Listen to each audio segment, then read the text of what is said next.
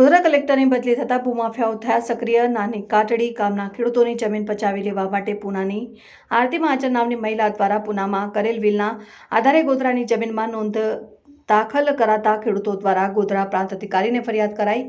ગોધરામાં ભૂમાફિયાઓ દ્વારા ખેડૂતોની જમીનો પચાવી પાડનાર સામે પૂર્વ જિલ્લા કલેક્ટર આશિષ કુમાર દ્વારા કેટલાક ભૂમાફિયાઓ સમક્ષ ફરિયાદો દાખલ કરીને ભૂમાફિયાઓને જેલ ભેગા કરવામાં આવ્યા હતા અને હવે કલેક્ટરની બદલી થતાં જ ફરી ભૂમાફિયાઓ સક્રિય બન્યા છે અને પૂનામાં રહેતી એક મહિલા આરતી મહાજન કે જેઓને પૂનામાં આવેલ મિલકત માટે વિલ કરેલ હતું અને આધારે પંચમહાલ ગોધરામાં આવેલ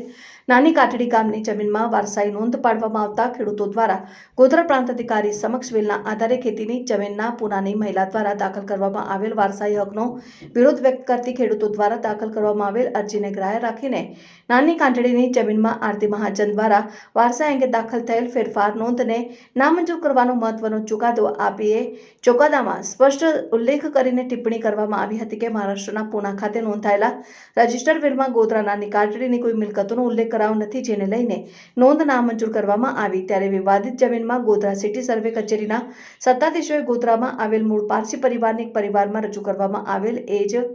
એક મિલકતમાં રજૂ કરવામાં આવેલ એ જ વિલમાં જમીનનો ઉલ્લેખ ન